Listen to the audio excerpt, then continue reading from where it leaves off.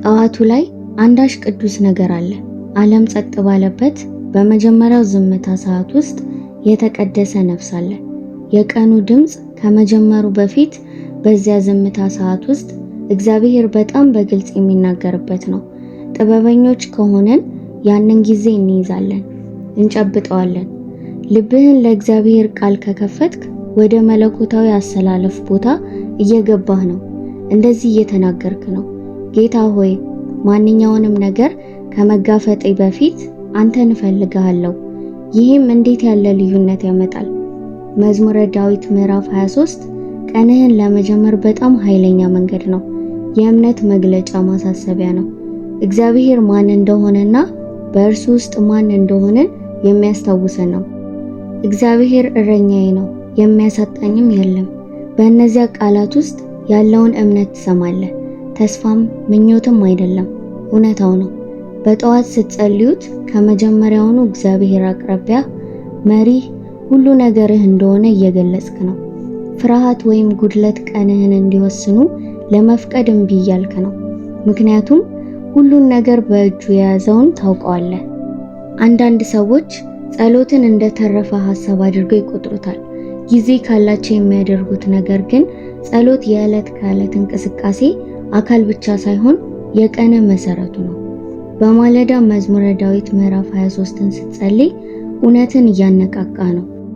ምንም ቢመጣ እርሱ በጸጥታ ውሃ አጠገብህ እንደሚመራ ለራስህ እያስታወስከው ነው። ዓለም ምን ያህል የተመሰቃቀለ ቢመስልም ነፍሴን ይመልሳል። ማንኛውንም ሸለቆ ብትሄዱ ከእኔ ጋር ናችሁ። ያ ማጽናኛ ብቻ አይደለም፣ ኃይል ነው። ጠላት በማለዳ እንድትጸልዩ አይፈልግም። አይምሮህም በመጽሐፍ ቅዱስ እንድትሞላ አይፈልግም። ምክንያቱም ቀኑን በእግዚአብሔር ፊት ከጀመርክ በስልጣን እንደምትራመድ ያውቃል። በሰላም ትሄዳለህ። በአንተ ላይ የሚነሳ ማንኛውም መሳሪያ እንደማይከናወን በማረጋገጫ ትሄዳለህ። ለዚህም ነው ሆን ብለህ መሆን ያለበት። ያንን ጊዜ መፍጠር አለብህ። ጥቂት ደቂቃዎች ቢሆን እንኳን የእግዚአብሔር ቃል ወደ መንፈስ እንዲገባ መፍቀድ አለብህ። እነዚያ የመጀመሪያዎቹ የመዝሙረ ዳዊት ምዕራፍ 23 ቃላት እግዚአብሔር እረኛዬ ነው ዝም ብሎ መግለጫ አይደለም፣ እጅ መስጠት ነው። ሕይወትህን በራስህ ለማሰስ መሞከርህን አቁመህ በመጨረሻ እንዲመራኝ እፈልጋለሁ ነው። እውነተኛ ሰላም የሚጀምረው በዚህ ጊዜ አይደለም። መታገል ስናቆም፣ ለመቆጣጠር መታገል ስናቆምና እውነት ባለቤታችን እንደሆነ በእውነት ስናርፍ ነው። መንገዱን የሚያውቅ ወደፊት የሚመጡትን አደጋዎች የሚያይ መንገዱንም አስቀድሞ ያዘጋጀልን ነው። ስለ በጎች አንዳንድ ጊዜ ምን ያህል አቅመ ቢስ እንደሆኑ አስባለሁ። ይንከራተታሉ፣ በእሾህ ይወጋሉ፣ ወደ ጉድጓድ ይወድቃሉ። የእረፍት ውሃ ከየት እንዳለ ወይም አረንጓዴ መስክ የት እንደሚበቅል አያውቁም። እረኛው ግን ያውቃል። እርሱ እያንዳንዱን ኮረብታ፣ እያንዳንዱን ሸለቆ፣ አዳኞች የሚደበቁበትን እያንዳንዱን የተደበቀ ቦታ ያውቃል።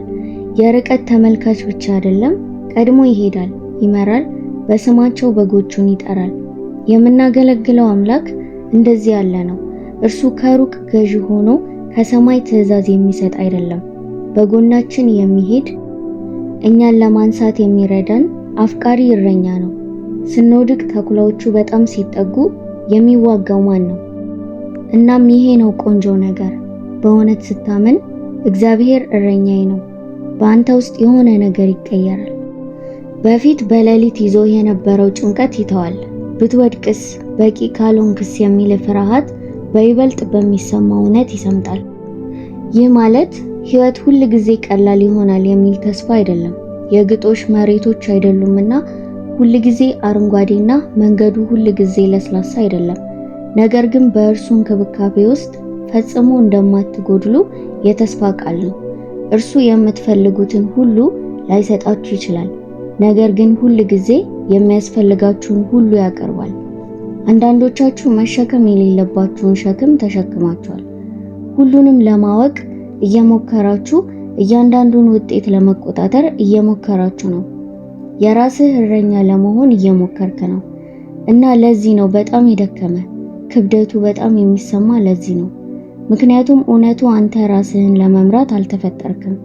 እርሱን ለመከተል ድምጹን ለማዳመጥ ተፈጥራል።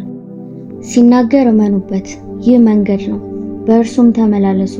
ወደ ወጥመድ አይልክህም፣ እየመራህ ነው። ወደ ደህንነት ውስጥ ገብተሃል። ብዙ ጊዜ ሲከሰት አይቻለሁ። አንድ ሰው ትከሻውን ደፍቶ የደከመ አይኖች ይዞ ወደ እኔ ይመጣል እና ከእንግዲህ ምን ማድረግ እንዳለብኝ አላውቅም ይላሉ። እኔም እርሱን እረኛህ እንዲሆን ፈቅደህለታል ወይ ብዬ እጠይቃለሁ። ምክንያቱም ተአምሩ የሚጀምረው በሮችን በግድ ለመክፈት መሞከር ስታቆምና በእርሱ መሪነት በጭራሽ ያላሰብካቸውን በሮች ማመን ስትጀምር፣ እንዴት በሚለው ከመጨነቅ ይልቅ በእግዚአብሔር ላይ ብቻ ትኩረት ማድረግ ስትጀምር መንገዱ ግልጽ ይሆናል። ምናልባት በአንድ ጊዜ ላይሆን ይችላል። በጎችም ሙሉውን ጉዞ አያዩም፣ የሚከተሉትን ድምጽ ይከተላሉ። በየተራ እረኛው ወደ ቤታቸው ይመራቸዋል። ለዚህም ነው ይህ መዝሙር ጠዋትን ለመጀመር በጣም ኃይለኛ መንገድ የሆነው።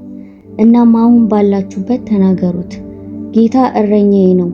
በመንፈሳችሁ እስኪዋሃድ ድረስ ተናገሩት፣ ጭንቀት ቦታ እስኪያጣ ድረስ፣ የመቆጣጠር አስፈላጊነት እስኪጠፋ ድረስ። ምክንያቱም እርሱ እረኛ በሚሆንበት ጊዜ ማንኛውም ነገር መጋፈጥ ትችላለህ። በቂ ጥንካሬ ስላለ ሳይሆን እርሱ ስላለ ነው። የዓለም ክብደት በጣም በሚጫንበት ጊዜ መተንፈስ እስከማትችል ድረስ ቅር ያሰኙ ነገሮች ሲከመሩ ጥንካሬው ያለ መስሎ የነበረው ጉልበት ነፍስ ከጉድጓድ ወድቃ እንደተፋቀች ሲሰማ ይደርቃል። ምናልባት አሁን እዛው ነው ይሆናል። ዛሬ መንፈስ በክር እንደተንጠለጠለ ወደዚህ ክፍል ገብታ ይሆናል። ግን ይህንን እንድትሰማኝ እፈልጋለሁ። በትግል መካከል የከበበህን ድካም ወደ ነበረበት ለመመለስ የሚሰራ አምላክ አለ።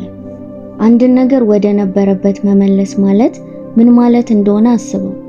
ፈጣን ጥገና ብቻ አይደለም፣ አዲስ ቀለም ከስንጥቆቹ መቀባት ብቻ አይደለም። እውነተኛ እድሳት ጥልቅ ነው።